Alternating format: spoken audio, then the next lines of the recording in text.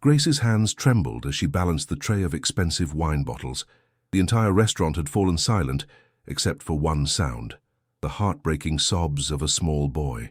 She glanced toward the private corner booth, where every server had been warned not to approach.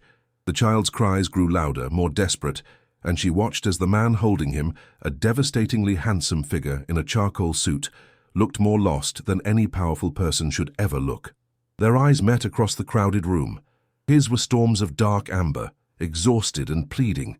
Before her manager could stop her, Grace's feet were already moving toward the forbidden table. She didn't know that the man was Gabriel Russo, the most dangerous mafia boss in New York. She only knew that no child should cry like that. If you want to discover how this story began and what happened after this moment, subscribe to the channel and leave in the comments where you're watching from. Each view helps bring more stories like this one. The grease stains on Grace's uniform wouldn't come out no matter how hard she scrubbed. She'd worked the morning shift at the diner in Brooklyn, rushed home to shower, and now stood in the bathroom of Bellissimo, the most exclusive Italian restaurant in Manhattan, trying to look presentable for her evening shift. Her reflection showed the truth she tried to hide. Exhaustion carved into the shadows beneath her green eyes, her blonde hair pulled back so tightly it gave her a headache.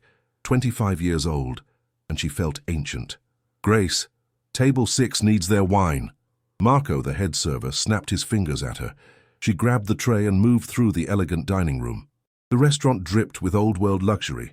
Crystal chandeliers, white tablecloths, the scent of truffle and money thick in the air. She didn't belong here. Every day reminded her of that. The evening had been chaotic since 6 o'clock. Politicians, celebrities, people whose watches cost more than her yearly rent. Grace navigated between tables with practiced efficiency, smiling politely while her feet screamed in pain. At 9:30, everything changed. The restaurant's massive oak doors opened, and silence rippled through the room like a stone dropped in still water. Grace looked up from pouring water and felt her breath catch. 6 men in black suits entered first, their eyes scanning the room with predatory awareness. Then he walked in. Grace had never seen someone command space just by existing. He was tall, well over 6 feet, with dark hair perfectly styled and a jawline that could cut glass. The charcoal suit fit him like it had been sewn onto his body. But it was his eyes that made her pulse skip, amber like whiskey, beautiful and dangerous. A small boy clung to his neck, face buried in the man's shoulder. "Mio Dio," she heard Marco whisper beside her. "That's Gabriel Russo." Grace didn't recognize the name, but she understood fear. Every server had pressed themselves against the walls. Even the owner, Giovanni, had appeared from the kitchen, wringing his hands nervously. "Who is he?" Grace whispered. Marco stared at her like she'd grown a second head. "Just stay away from that table. Do not approach. Do not make eye contact. Understand?" But Grace was already watching the child. The boy couldn't be more than 3 years old, dressed in tiny dress pants and a button-down shirt. As his father tried to set him down in the corner booth, the child's whimpers turned to full-throated wails. "Luca, per favore." The man's voice was deep, commanding even in desperation. "Papa needs you to be brave." The boy's cries only intensified. Grace's heart twisted. She knew that sound. Grief, loss, the kind of crying that came from somewhere deep and broken inside. Gabriel Russo tried everything. He offered food, promised gelato, pulled out a toy car from his pocket. Nothing worked. The child screamed like his world was ending. The other diners shifted uncomfortably. Some whispered. A few began asking for their checks. Grace watched the powerful man crumble. He held his son close, whispering in Italian, his broad shoulders curving inward like he was trying to shield the boy from the world. She'd taken 2 steps toward them before her brain caught up with her feet. "Grace!" Marco hissed. "Stop!" She didn't stop.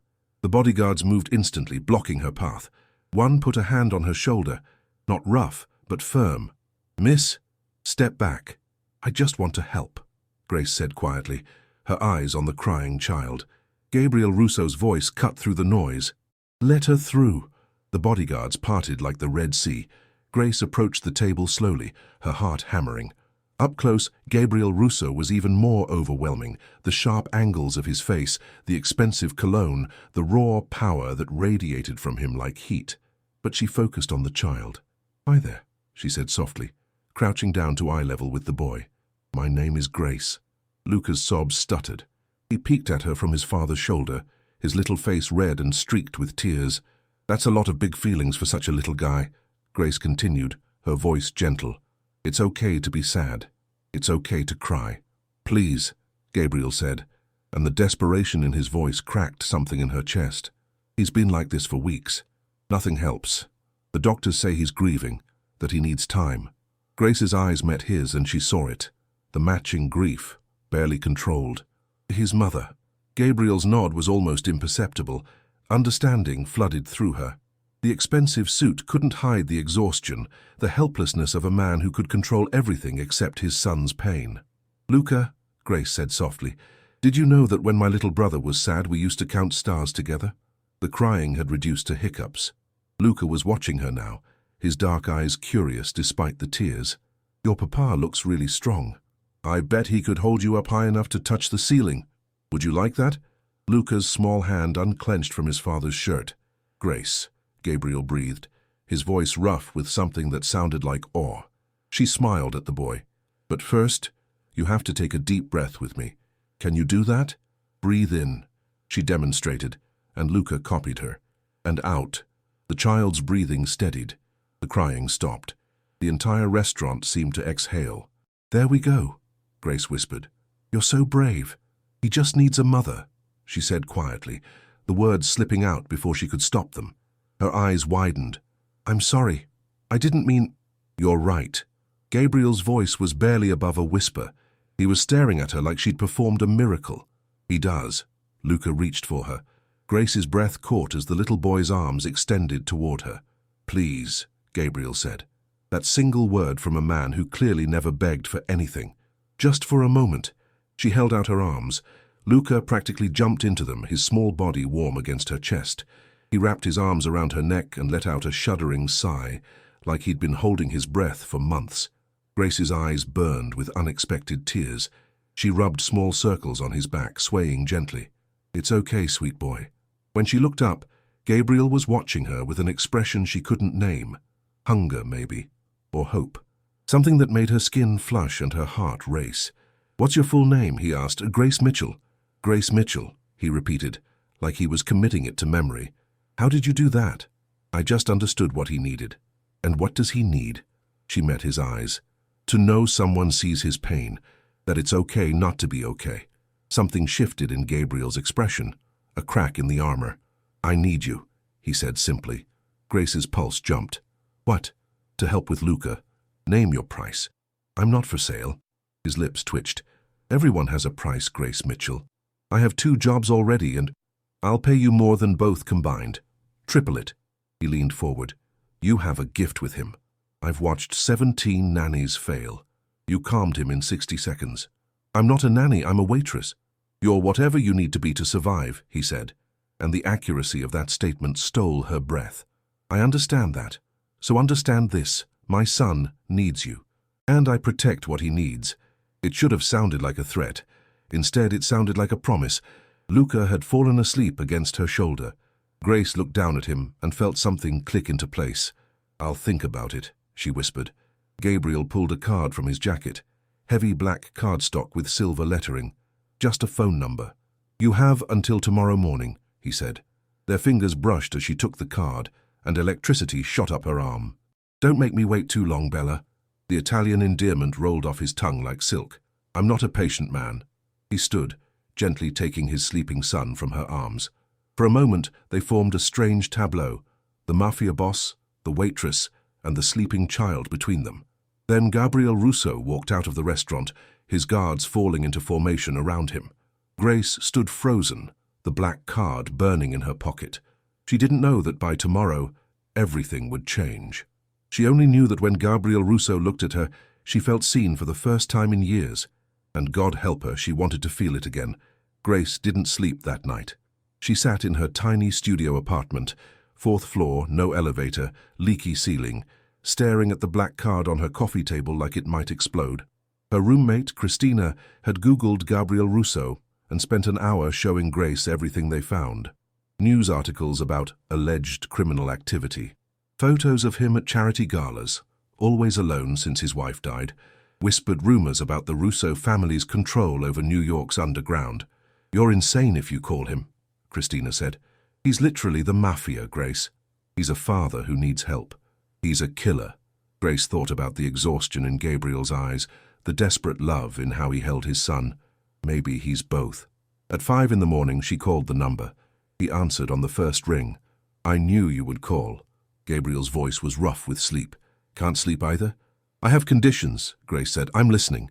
I'll help with Luca 3 days a week. I keep my restaurant job the other days. And if at any point I think this isn't working, I walk away. No questions, no consequences.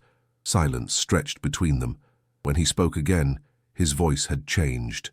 Harder. You think I'd hurt you for leaving? I don't know what you'd do. That's the problem. Another pause. Then, surprisingly, fair enough, I agree to your terms with one addition. What? You don't walk away without giving me a reason. If something's wrong, you tell me. I can't fix what I don't understand. The vulnerability in that statement caught her off guard. Okay, my driver will pick you up at 9, wear comfortable clothes, Luca likes to play outside. Wait, today? You had all night to prepare, Grace, and I told you, I'm not a patient man. The call ended. At exactly 9 o'clock, a black SUV pulled up outside her building. The driver opened the door without a word. The Russo estate sat behind iron gates and tall walls. As they pulled through, Grace's jaw dropped. The mansion sprawled across what must have been an entire city block. Stone facades, manicured gardens, a fountain in the driveway that cost more than her existence. The front door opened before she could knock. An older woman with sharp eyes stood waiting. Miss Mitchell, I'm Rosa, the house manager. Mr. Russo is expecting you. The inside was overwhelming. Marble floors, crystal chandeliers, artwork that belonged in museums. Grace followed Rosa through rooms that could swallow her apartment whole. They found Gabriel in a massive living room, sitting on the floor in his suit pants and white dress shirt. Luca was having a complete meltdown, throwing toy cars across the room while screaming. Gabriel looked up as Grace entered, and the relief that crossed his face was almost painful to witness. Thank God, he breathed. He's been like this since he woke up. Grace set down her bag and walked calmly into the chaos. She sat on the floor a few feet from Luca, not approaching, just being present. That looks like a lot of mad, she said conversationally. Big, huge, enormous mad. Luca threw another car. I get mad too sometimes, Grace continued. Yesterday I was so mad at my broken refrigerator that I wanted to throw it out the window, but it was too heavy, so I ate ice cream for dinner instead. Luca's screaming softened to angry huffs. Your papa looks pretty worried. See his face? That's his worried face. The boy glanced at his father, then quickly away. I bet if you used words instead of throwing, he'd understand better. Want to try? Luca's little face scrunched up. Mama, he whispered. Want mama? Grace's heart shattered. She glanced at Gabriel, who'd gone completely still. I know, sweetheart, Grace said softly. I bet you miss her so much it hurts. Luca nodded, tears streaming down his cheeks. It's okay to miss her. It's okay to be sad and mad. Your mama loved you so much, didn't she? Another nod. She'd want you to be happy again someday, not today, maybe not tomorrow, but someday. Until then, your papa is here. He's pretty big and strong. Think he could give good hugs? Luca looked at his father, uncertain. Gabriel's voice cracked. The best hugs, Piccolino, I promise. The boy launched himself at his father. Gabriel caught him, holding tight, his eyes squeezed shut as Luca sobbed against his chest. Grace started to stand to give them privacy, but Gabriel's hand shot out and caught her wrist. Stay, he said hoarsely. Please. So she stayed, watching a Mafia boss cry silent tears into his son's hair. After Luca fell asleep, Gabriel carried him upstairs. Grace waited until Rosa brought her tea. He hasn't cried since she died, Rosa said quietly. Mr. Russo, he's been stone, but you made him feel again. When Gabriel returned, he'd changed into dark jeans and a black t-shirt that showed the edge of a tattoo on his neck. He looked younger like this, less terrifying. I need a drink, he said. Join me? Grace followed him to his study. Leather, dark wood, floor-to-ceiling windows overlooking the city. He poured 2 glasses of amber liquid. I don't usually drink during the day, Grace said. I don't usually fall apart in front of strangers. He drank deeply. You're dangerous, Grace Mitchell. I'm the opposite of dangerous. That's what makes you so lethal. He moved closer. You slip past defenses without trying. You make people feel things they've buried. Maybe that's not a bad thing. In my world, feelings get you killed. Then maybe your world is wrong. Gabriel laughed. Short, sharp, surprised. You have no idea what my world is like. You're right, I don't. But I know Luca needs more than a father who's turned himself to stone. They stared at each other, the air crackling with tension. Gabriel's phone buzzed. He glanced at it, and his entire demeanor changed, shoulders straightening, jaw hardening. I need to handle something, he said. Rosa will show you Luca's room, his schedule. I'll be back before dinner. Is everything okay? His smile was sharp. Just business, Bella. Nothing for you to worry about. But as he walked past her, he paused, his hand hovering near her cheek without quite touching. Thank you for today. It's my job now. No. His amber eyes bored into hers. This stopped being just a job the moment you held my son. He left, taking 6 armed men with him, and Grace stood alone wondering what kind of business required that much firepower. She was learning that Gabriel Russo had 2 faces, the gentle father and the ruthless boss, and God help her, she was drawn to both. 3 weeks passed like a dream. Grace fell into a rhythm. 3 days with Luca, 3 days at the restaurant, 1 day trying to remember what sleep felt like. The money Gabriel paid her was obscene. She'd already paid off her credit card debt and had enough left over to fix her car. But money wasn't why she stayed. Luca was transforming. He smiled now, laughed even. He'd started calling her Gracie in his sweet voice. They'd developed routines, breakfast together, playing in the garden, reading stories before nap time. And Gabriel was the problem. He came home earlier now, joined them for dinner, sat with them during bedtime stories, his large frame squeezed into a child-sized chair. Grace caught him watching her constantly, when she danced with Luca to silly songs, when she wiped juice off his chin, when she simply existed in his space. The attraction between them had grown from a spark to a wildfire. You're staring again, Grace said one evening after Luca had gone to sleep. They were in the garden, the city lights glittering below them. Can't help it. Gabriel's voice was rough. He'd had several drinks and his defenses were down. You've brought light back into this house, into him, into me. Gabriel, do you know how long it's been since I felt anything besides rage and grief? He moved closer. 8 months. Then you walked into that restaurant and looked at me like I was human. You are human. I'm a monster, Grace. I've done things that would make you run screaming. Then why haven't you told me what they are? He laughed darkly. Because I'm selfish. Because I want you to keep looking at me the way you do, like I'm worth saving. Everyone is worth saving. Careful, Bella, that optimism will get you hurt. His hand came up, finally making contact, his fingers tracing her cheekbone. Especially around me. Grace should have pulled away, should have remembered that this man was dangerous, that she was an employee, that this was insane. Instead, she leaned into his touch. I'm not afraid of you. You should be. Why? Because you run a criminal empire? Because people fear you? She met his eyes. I've seen you cut Luca's sandwich into dinosaur shapes. I've watched you panic over a scraped knee. I've heard you sing Italian lullabies off-key. That's who I'm afraid of. The man who makes me feel things I shouldn't. Gabriel's thumb brushed her lower lip and she gasped. Grace, he warned, if you don't walk away right now, I'm not walking anywhere. He kissed her. It wasn't gentle. It was months of grief and loneliness, and desperate need poured into the touch of lips and hands and breath. Grace melted into him, her fingers tangling in his hair as he pulled her closer. When they finally broke apart, both breathing hard, Gabriel pressed his forehead to hers. This is dangerous, he whispered. I know. You deserve better than me. I'll decide what I deserve. He pulled back to look at her, amber eyes burning. You're under my protection now. You understand what that means? That you'll keep me safe. That I'll burn the world down if anyone touches you. It should have scared her. Instead, warmth bloomed in her chest. Glass shattered somewhere in the house. Shouts erupted. Gabriel's entire body went rigid. He shoved Grace behind him, a gun appearing in his hand from seemingly nowhere.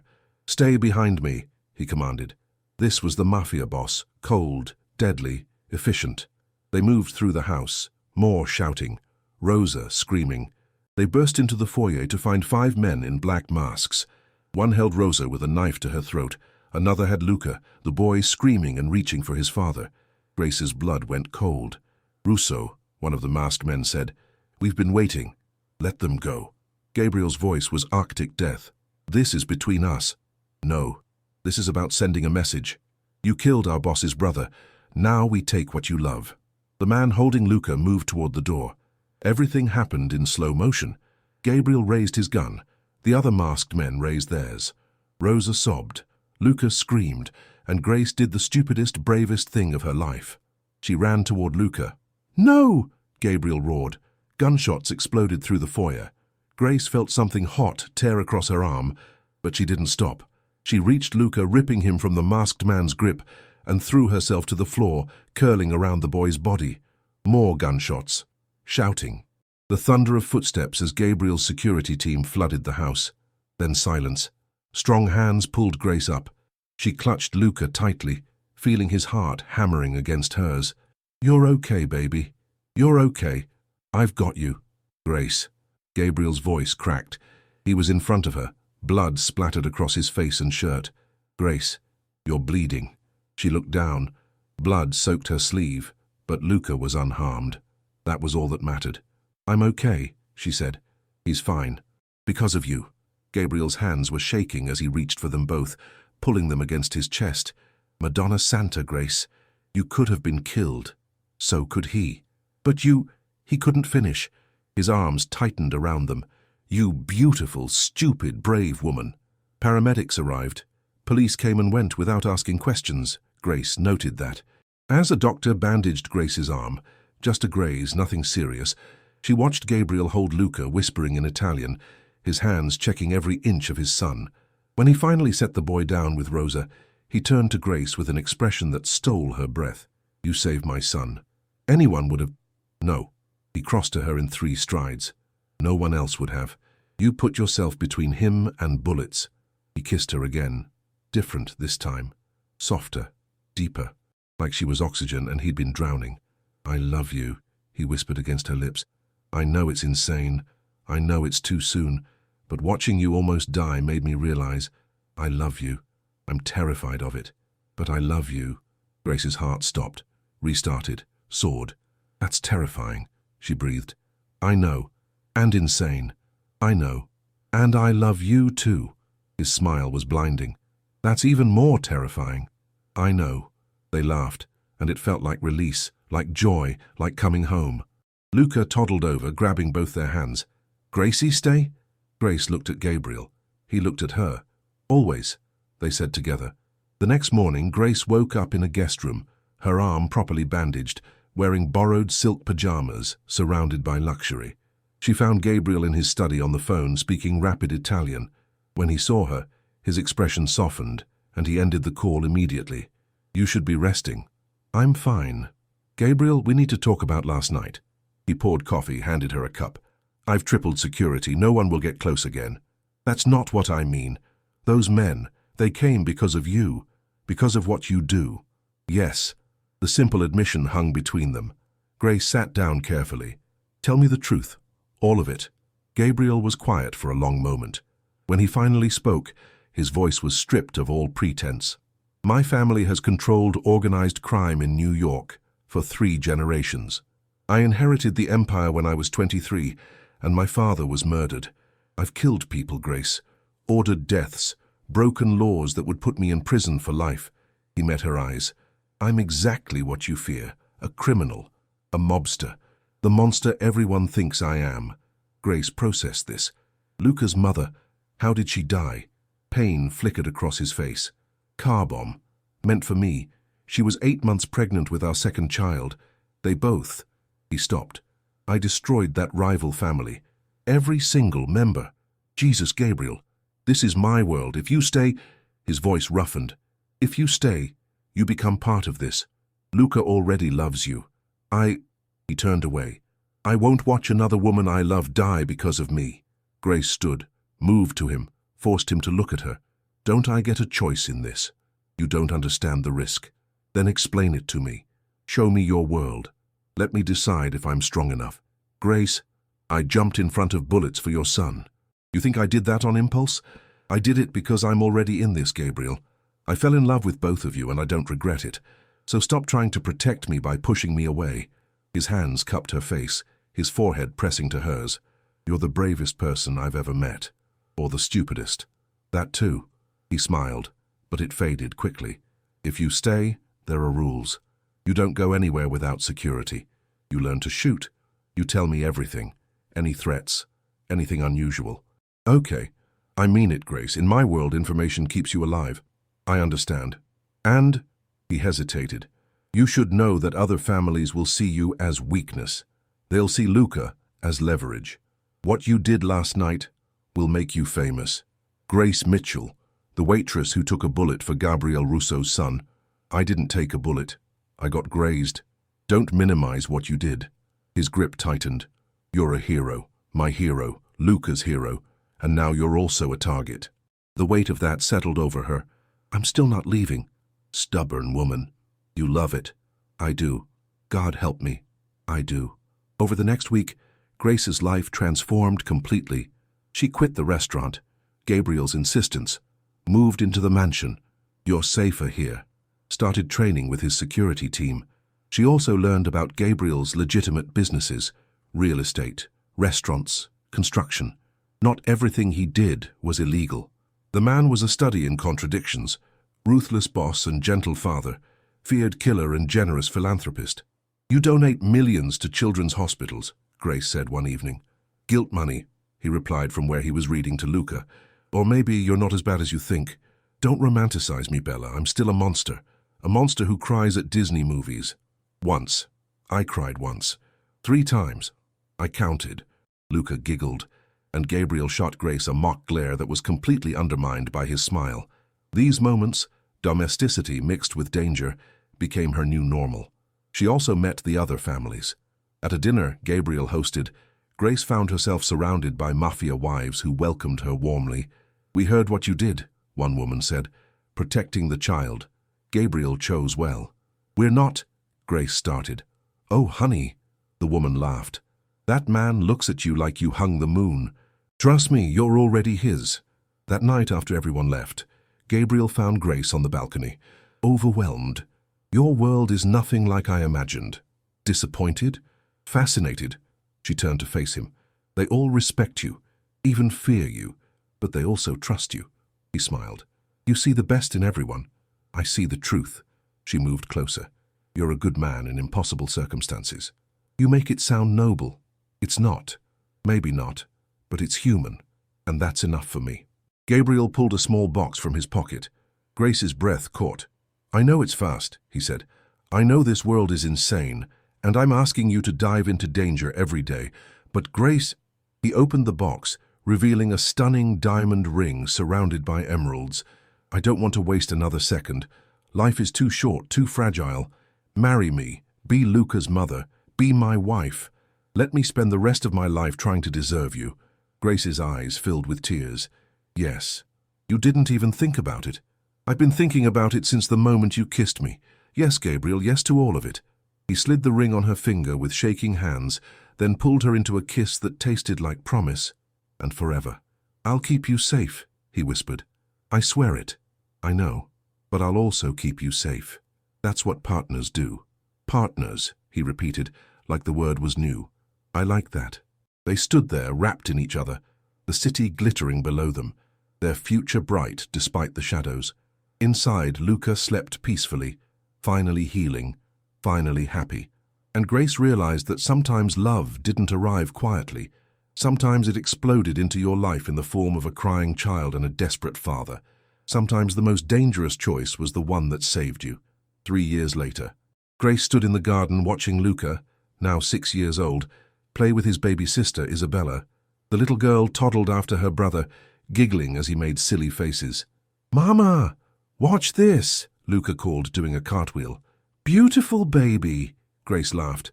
She was Mama now, had been since the wedding 2 years ago. Strong arms wrapped around her waist from behind.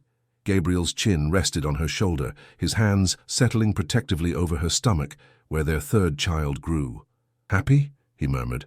Impossibly so. Even with the bodyguards and the danger? Especially with all that. She turned in his arms. You kept your promise.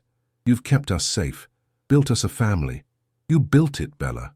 I just provided the walls. You filled them with love. They'd created a life together. Messy, complicated, but undeniably theirs. Gabriel had even stepped back from the more dangerous aspects of his business, focusing on legitimate enterprises. For his children. For her. He'd never be entirely clean. That wasn't how their world worked. But he was trying, and that meant everything. "I love you," Grace said. "My dangerous, wonderful man." "I love you more," he replied, kissing her softly. "My brave, stubborn, perfect wife." Luca ran over and crashed into their legs. Isabella followed, and Gabriel scooped them both up, making them squeal with laughter. Grace watched her family, her impossible, perfect family, and thought about that night in the restaurant when a little boy wouldn't stop crying. She'd walked toward danger without thinking. She'd said yes to love without hesitation, and it had given her everything. Sometimes the best stories begin with the bravest choice. Sometimes you have to step into the unknown to find your home. And sometimes a crying child leads you to exactly where you're meant to be. This story has come to an end. If it touched your heart in any way, leave your like and share with someone who also enjoys emotional stories. New stories coming soon. Until next time.